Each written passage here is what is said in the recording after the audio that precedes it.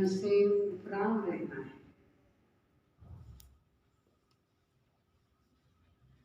इस पुरानी दुनिया से उपराम रहना है।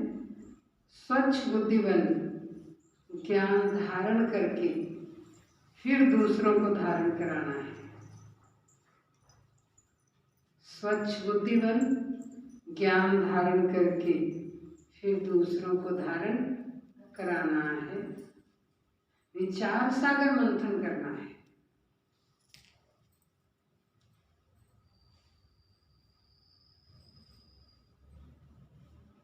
दूसरा, बाप समान रहम दिल बन सबको आसुरी मत से छुड़ाना है। बाप समान रहम दिल बन सबको आसुरी मत से छुड़ाना है। वरदान, परिवर्तन शक्ति द्वारा बीती को बिंदी लगाने वाले निर्मल और निर्माण भव।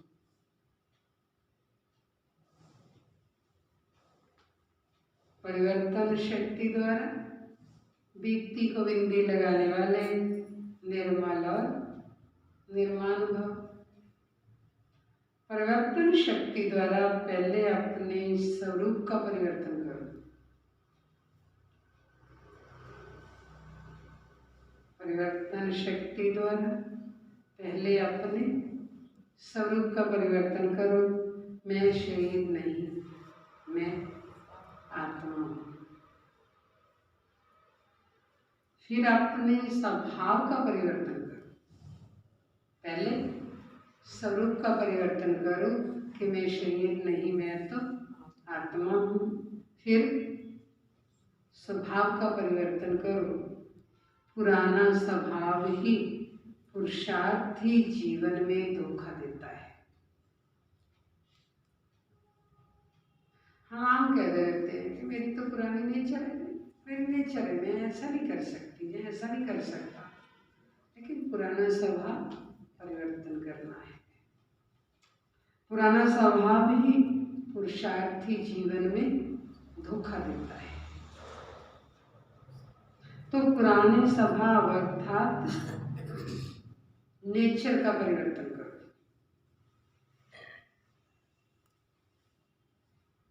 पुराने स्वभाव अर्थात नेचर का परिवर्तन करो। एक किसी ने बहुत सुंदर बताया कि अगर अपनी उंगली पे चोट लगती तो सिग्नेचर बदल जाता है। अगर दिल पे चोट लगती तो नेचर बदल जाता है। इसलिए ये दिल को लगनी चाहिए बाबा की सारी बातें, तो नेचर बदलेगा, तो पुराना स्वभाव बदलेगा।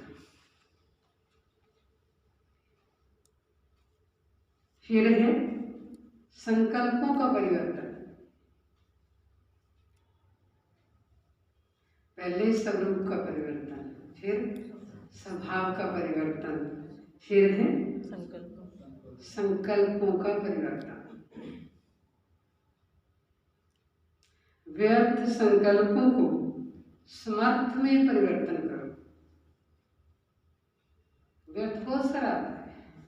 बाबा बहुत बार कहते हैं ब्राह्मणों के पास अब नेगेटिव नहीं आता, गलत संकल्प तो उनको नहीं आते, इतना का ज्ञान तो उनके पास आया, लेकिन व्यर्थ बहुत आते हैं जिनका आपके जीवन में कोई अर्थ नहीं, आपका कोई कनेक्शन नहीं जिन बातों से, वो संकल्प भी चला लेते हैं। आपकी कोई ड्यूटी नहीं है, आपका कोई कनेक्शन नहीं, हम क्यों चलाएं, क्यों टाइम वेस्ट करें। व्यर्थ संकल्पों को समर्थ में परिवर्तन कर दो। इस प्रकार परिवर्तन शक्ति द्वारा हर व्यक्ति को बिंदी लगा दो। इस प्रकार परिवर्तन शक्ति द्वारा हर व्यक्ति को बिंदी लगा दो तो निर्मल और निर्माण स्वतः बन जाएगी। स्लोगन, मस्तक पर स्मृति का तिलक सदा चमकता रहे, यही सच्चे सुहाग की निशानी है।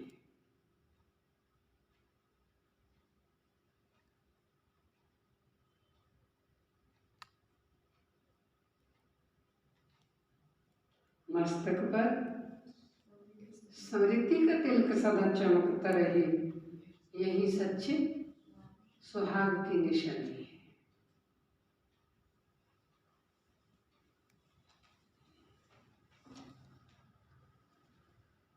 दादियों की पुरानी डायरी में से कुछ चुने हुए अनमोल रतन। ये दादियां जो डायरी बनाती थी उनमें से कुछ अनमोल रतन चुने हुए। आगे मातेश्वरी जी के अनमोल महावाक्य सुनते हो ज्यादातर। आज दादियों ने जो नोट किया विशेष बातें, वो अनमोल रतन है। मनुष्य की वैल्यू शुद्ध बुद्धि और अशुद्ध बुद्धि पर होती है। जैसे सर्वोत्तम देवी देवता घराने की बुद्धि सर्वोत्तम वैल्यूएबल होती है, ऐसे मध्यम घराने की मध्यम वैल्यू होती है। इसी प्रकार कनिष्ठ घराने की बुद्धि की वैल्यू भी कनिष्ठ होती है। 3 संप्रदाय है, सर्वोत्तम, मध्यम और कनिष्ठ। इन तीनों का मदार सारा बुद्धि पर है। पहले सर्वोत्तम बुद्धि वाले ब्राह्मण देवी देवताओं ने संपूर्ण ज्ञान से सर्वोत्तम कमाई कर स्वर्ग की राजधानी की चाबी अर्थात वैकुंठ की बादशाही प्राप्त की। आधा कल्प प्रकृति उनकी दासी रही। जिन्होंने ऐसा सर्वोत्तम पुरुषार्थ किया, सर्वोत्तम घराने की आत्माएं थी, आधा कल्प प्रकृति उनकी दासी रही। इसलिए प्रैक्टिकल में सुख भोगते हैं, तो फिर आधा कल्प उनकी मूर्तियां मंदिरों में पूजी जाती है।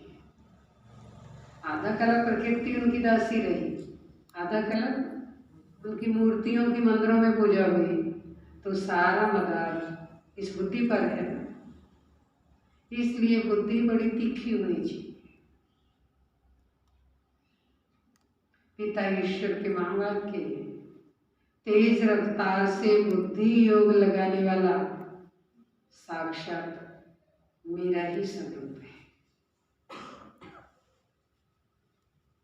तेज रफ्तार से बुद्धि योग लगाने वाला साक्षात मेरा ही स्वरूप है। बाबा अपने दैवी बच्चों को वंडरफुल सौगात दहेज में देते हैं। अभी तुम्हें कौन सी सौगात मिलती है? क्या अविनाशी ज्ञान धन की? अंडरस्टूड है, परंतु उसके बाद क्या मिलता है?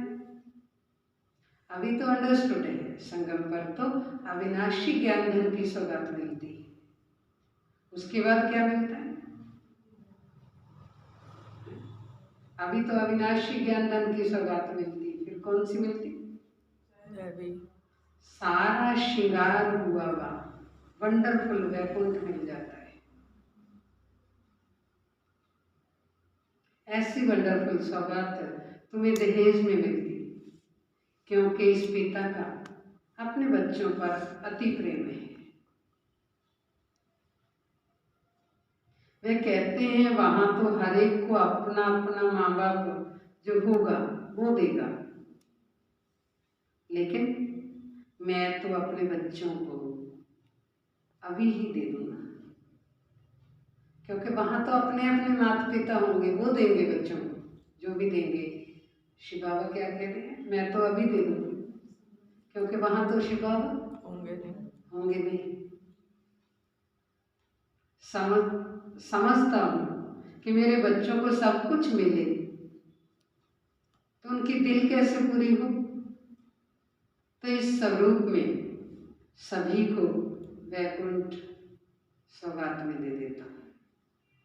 ऐसे नहीं, जो ज्ञानी तो आत्मा सर्वोत्तम है, बस उनको ही देता हूं। हाँ, सर्वोत्तम का कनेक्शन वहां भी रहता है, परंतु माध्यम सर्वोत्तम दोनों को मिलता है। उनके बेस पे मिलता है, जैसा उन्होंने पुरुषार्थ किया है, मिलता दोनों को है। क्योंकि इस समय दैवी बच्चा होने के कारण एक समान अति प्रेम रहता जिस कारण ऐसा वैकुंठ सौगात में दे देता हूँ, जिससे जन्म जन्मांतर सभी बच्चे सुख भोगते हैं। उस रॉयल घराने की महिमा और पूजन है। ये घराना रॉयल है तो उनकी एवं महिमा है। देखो लॉर्ड कृष्णा की कितनी धूमधाम से महिमा करते। यूरोपियन लोग भी कहते लॉर्ड कृष्णा, कृष्ण के पुजारी। फिर श्री कृष्ण का नाम लेकर कहते कि हम कृष्ण के पुजारी हैं। पूजा करने वाले पुजारी को ब्राह्मण का टाइटल मिलता है, जिससे प्रकृति उन्हों की भी दासी हो जाती है, लेकिन प्रैक्टिकल में उनकी लाइफ ब्राह्मणों की है नहीं। उन्होंने तो सिर्फ अपने पर टाइटल रखवाया है, कर्म तो ब्राह्मणों वाले नहीं रहे। अपना नामाचार तो कर दिया।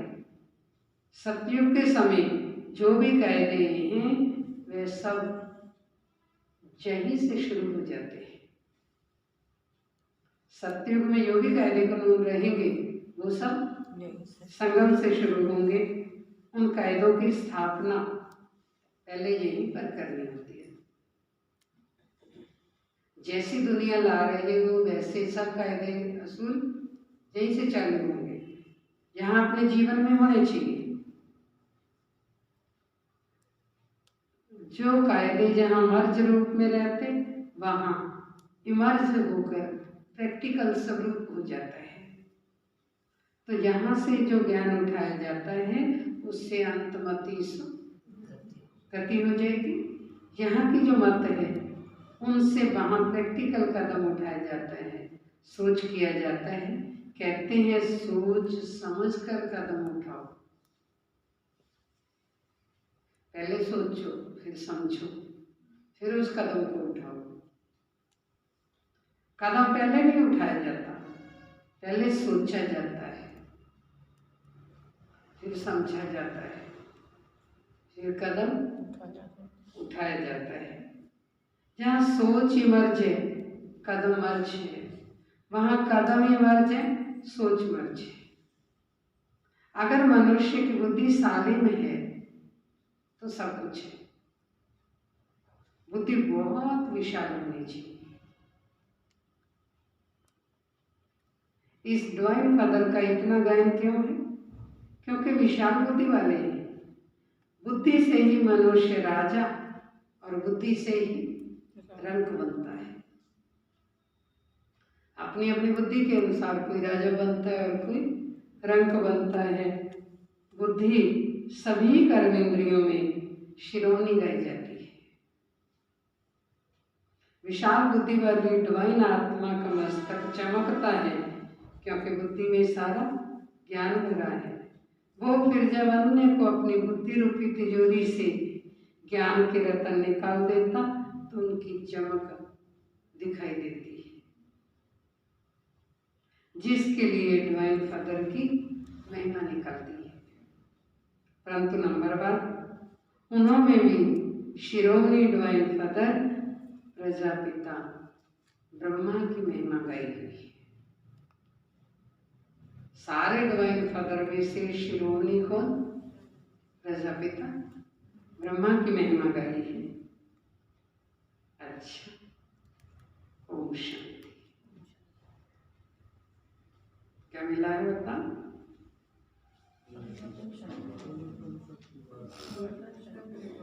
परिवर्तन शक्ति द्वारा वित्ती को बिंदी लगाने वाले निर्मल और निर्माण। स्लोगन मस्तक पर समृद्धि का तिलक सदा चमकता रहे, यही सच्चे सुहाग की निशानी है। बाकी सारा बुद्धि का खेल है। ऐसी सर्वोत्तम बुद्धि बनाओ अपनी, सब कायदे कानून यहीं से अप्लाई करो। लॉ एंड ऑर्डर वाली दुनिया स्थापन कर रहे हैं। हम खुद ही बाबा के लाज पर और ऑर्डर पर नहीं चलेंगे तो ऐसी दुनिया में भी चल नहीं सकेंगे। सारा मदार बुद्धि पर है, पद का आधार भी बुद्धि पर है। वैसे भी कोई ऐसा वैसा काम करे तो क्या कहते हैं सभी कि परमात्मा इसको सद्बुद्धि दे दे, और किसी से बात के लिए नहीं कहते। माना सारा जो मदार है वो बुद्धि अच्छी, तीक्ष्ण, अच्छी विशाल बुद्धि होनी चाहिए। स्लोगन, मस्तक पर समृद्धि का तिलक सदा चमकता रहे, यही सच्चे स्वभाव की निशानी है। सार क्या था? पढ़ाई में गफलत मत करो, अविनाशी ज्ञान रत्नों से अपनी झोली भरते रहो, विनाशी धन के पीछे इस कमाई को छोड़ना नहीं। प्रश्न, जो बच्चे बाप के समान रहते नहीं, उनकी निशानियां क्या होंगी? उन्हें ज्ञान का नशा चढ़ा हुआ होगा। वे ज्ञान रत्नों को स्वयं में धारण कर दूसरों को ज्ञान का इंजेक्शन लगाते रहेंगे, सबको आसुरी मत से छुड़ाते रहेंगे। जो बाबा सुनाते उसे नोट करेंगे, सवेरे सवेरे उठ उस पर गौर करेंगे, विचार सागर मंथन कर सदा हर्षित रहेंगे। गीत बजा, हमारे तीरथ न्याय।